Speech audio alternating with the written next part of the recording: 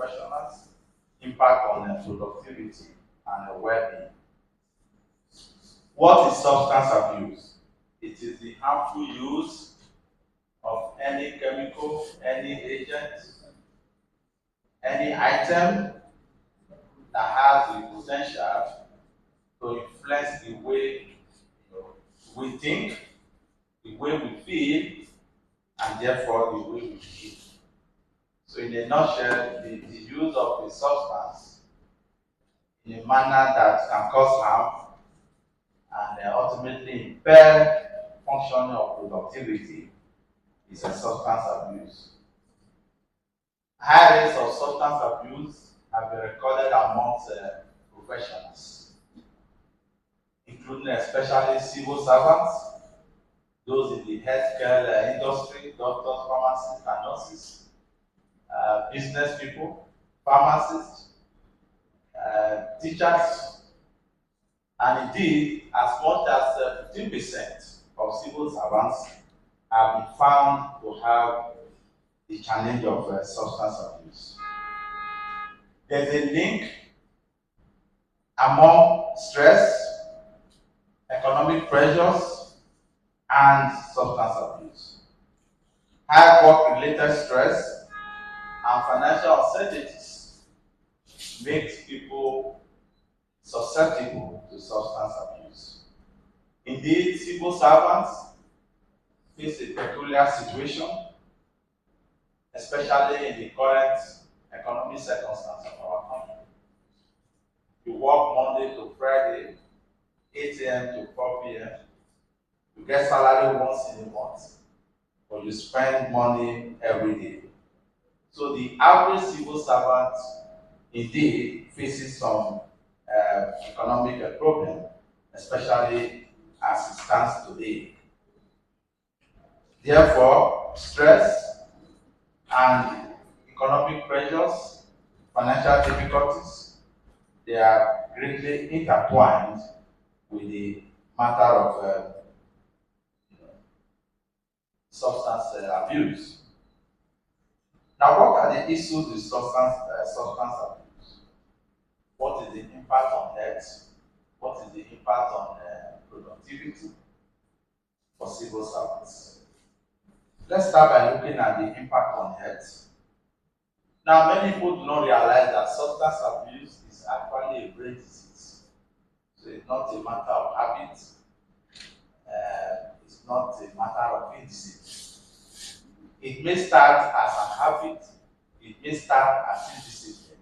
But ultimately, it becomes a chronic brain disease.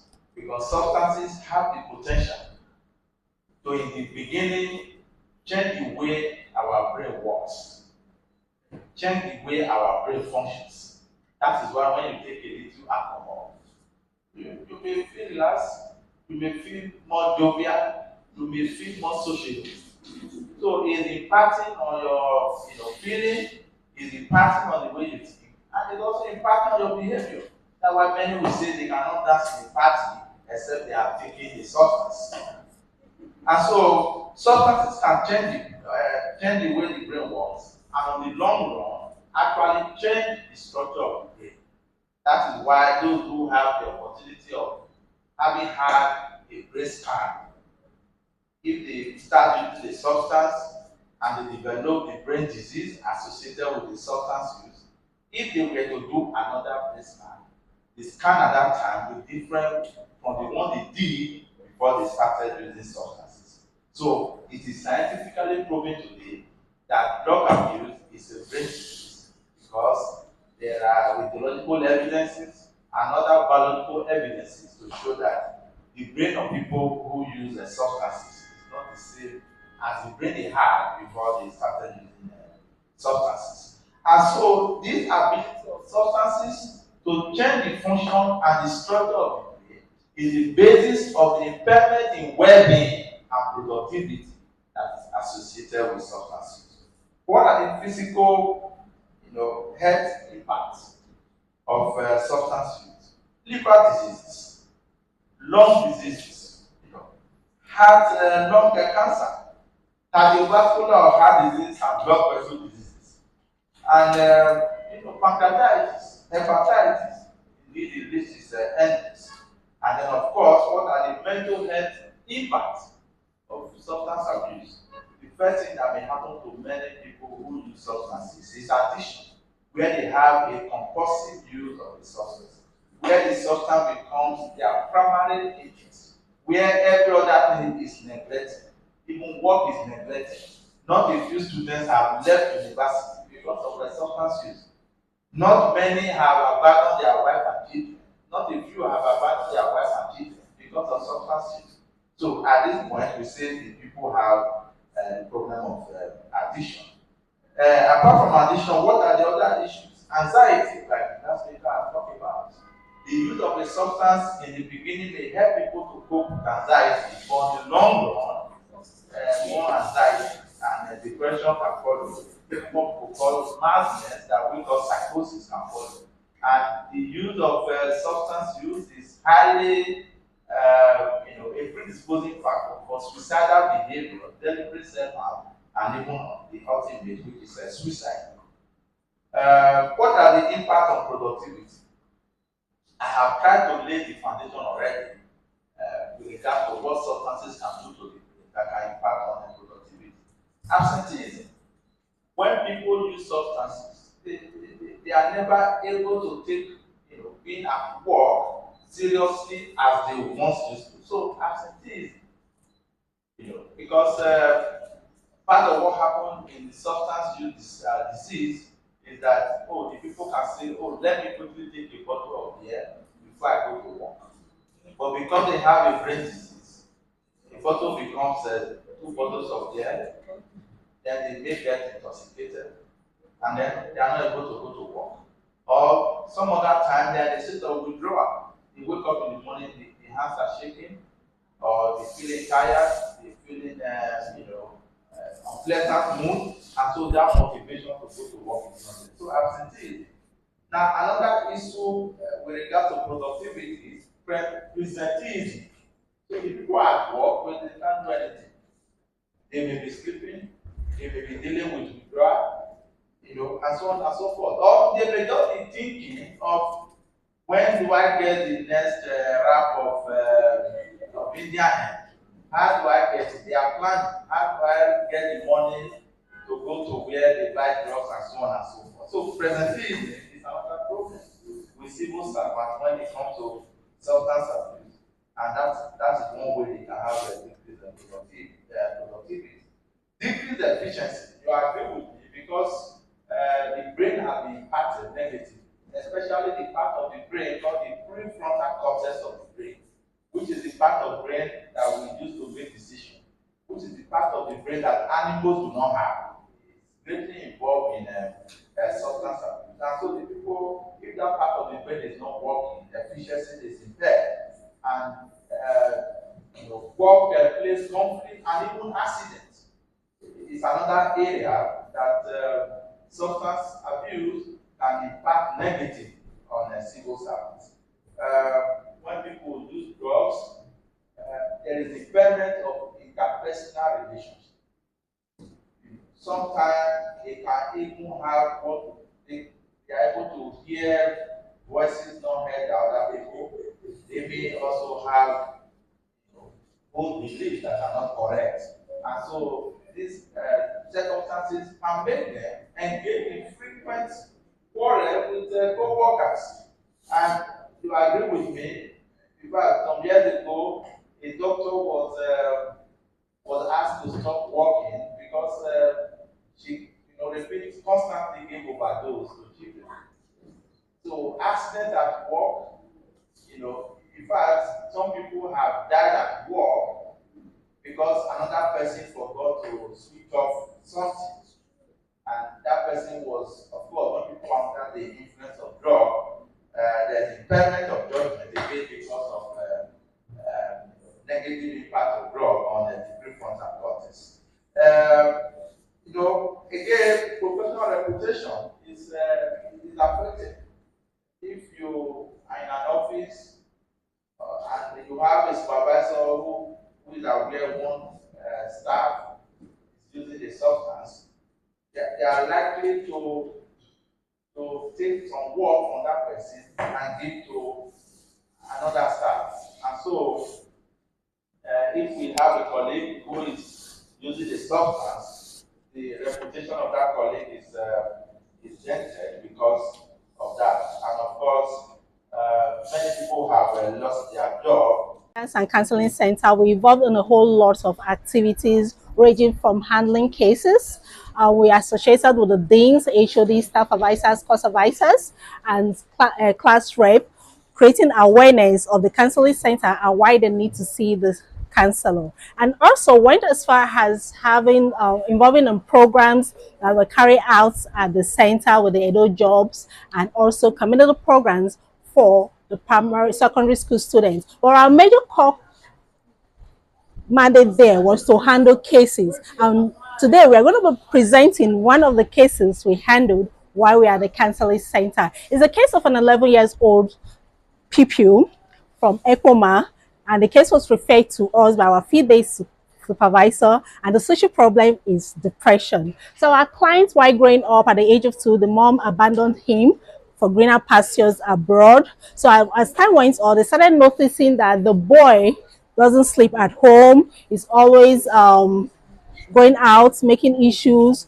and also stealing from the grandparents, and also his academics was draining. So along the line, they keep calling the mom and like, oh, please come and take your child, because he's not sleeping at home was now affecting the grandmother, that she even had stroke because she could not like, oh, take it anymore when he doesn't see the child at home. So we now have to make them understand that you need to bring the boy from Ekoma down to Benin, where the case will be handled. So we had a series of counseling with the child. We'll find out why the child was behaving the way he was behaving. So the people involved in all the process, the intervention line, we had process with the uncle, the auntie, the mother, the grandparents, as far as also the class teacher, because we had to take a trip to Ekoma to see the grandparents and the class teacher to find out why they were doing whatever they were doing. So the boy made us understand that he was always being flogged by the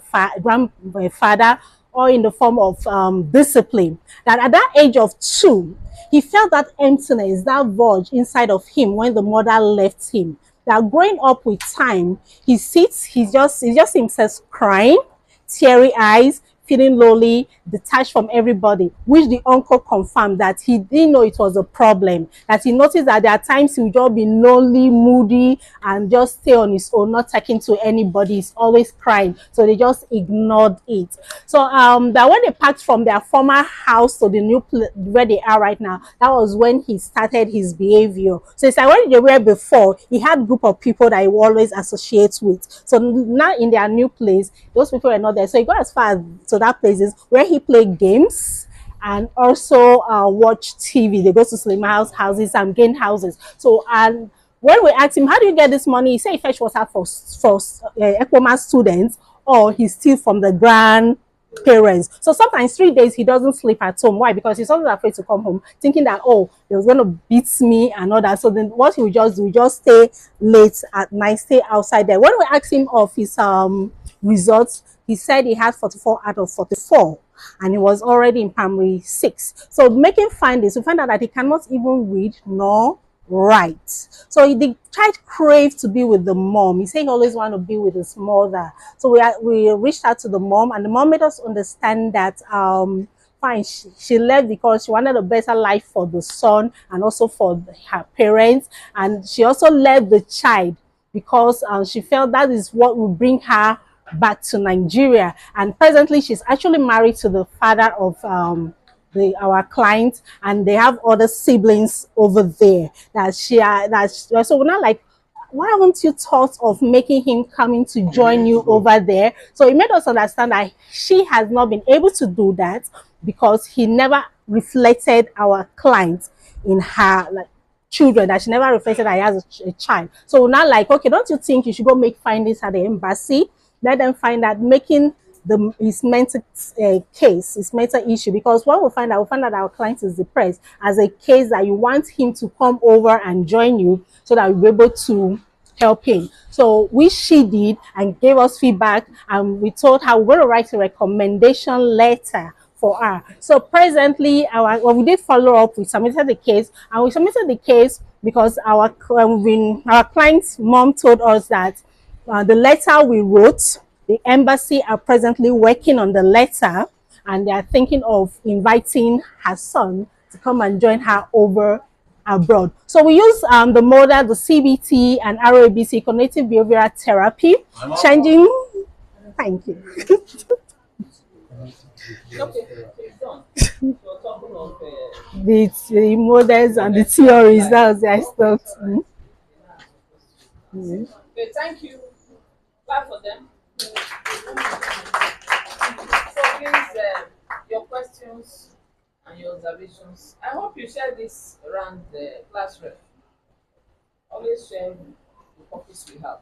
So your questions, your observations. Some persons, that's one now. Some persons I'm here to hear. Like people behind, they said behind here. Behind there. Okay, Ero. Okay, so you mentioned that the mother married to your client's father. Yeah.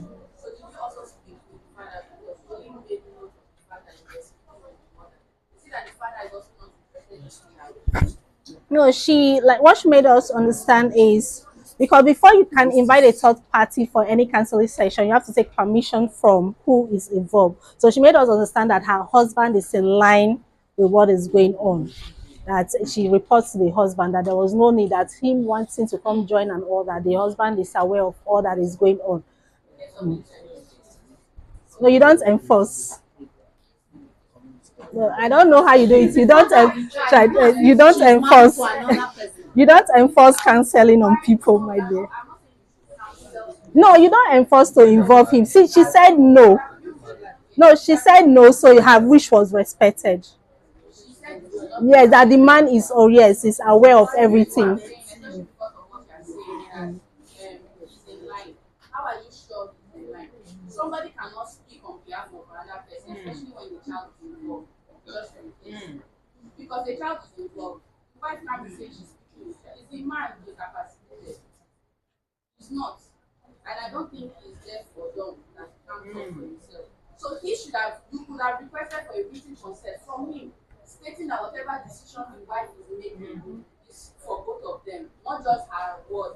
Because tomorrow, if I'm doing my, I can decide to sue you that why did you speak to my husband, and you have nothing to back yourself up that she said whatever she says is for both of them. I'm just saying going forward. One point she forgot to mention is the fact that the mother is in Germany. I know. So the mother is not, yes, the mother No, and no, the no. father. She said it. She knows. She heard it. She heard it. My question is about them. Because she didn't mention anything about the father aside from the fact that she's married to the child's father. So it is good that you also speak with him, and if he doesn't want to be involved, then she will have a written consent. Even if it's not written, something that she will show to you that see, oh, the man has said he's not interested. That way, if there's going to be any legal backup, you have something as the counselor to back yourself up, because after all, counselors, psychotherapists can be sued. You know, I'm just saying to prevent issues yourself. All right. Okay, now I have a question. Noted. My name is Kabiru Akin. I want to ask, who diagnosed the child of depression? Yes, psychiatrist. There's a difference between depression and mental disorder, mental illness. So depression is the early stage that later leads to mental illness. So this, can I talk, please?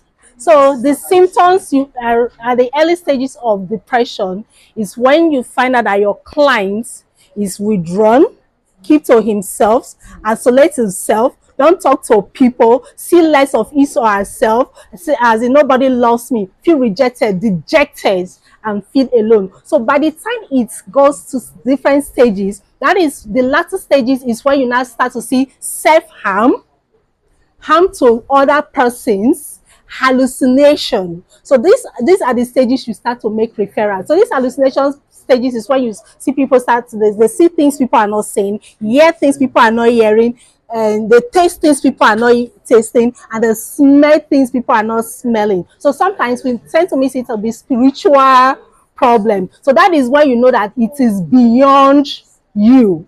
So you make referral to this thing. Let me answer you. Because you just explained what Depression. Yeah, that there's a depression. Professionally, following Our feed-based the ethics supervisor. and values of the profession. No, that is what we do. Who is I that don't want to know. responsibility bestowed upon to check, to diagnose someone of mental problems? Is it the counselor? Is it the social worker? Is it Please, the psychologist? Is it the psychologist? Who? Sorry, I don't know if you are referring to this case because we didn't say our client has a mental disorder. We said depression. No, that's what I was trying to explain to you. So it's the psychiatrist. So you may refer to the psychiatrist, to the mental health. That's when it is to this. You may refer because it doesn't. It doesn't. This thing. DSM-5. Is the psychiatrist. Sorry, everyone, wait.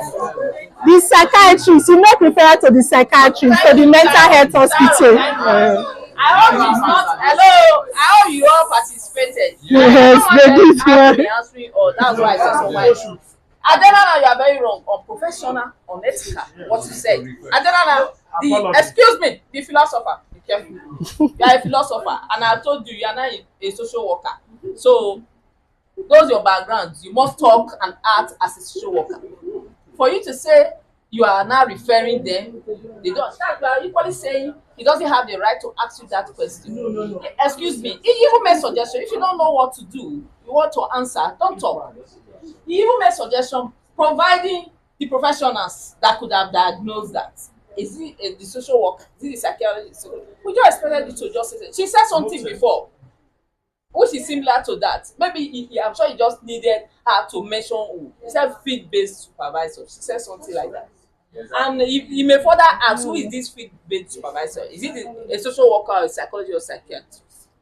Because it's depression, the social worker can as well. If it's actually the broad mental, then we'll talk of those in the medical field. So rather than you just trying to use it to time up, we'll tie you up with that. Be careful. So any question, one more. Yeah, I just want to make some Time up. clarification here. Is it cognitive behavioral therapy or connective behavioral therapy? Cognitive. If it is connective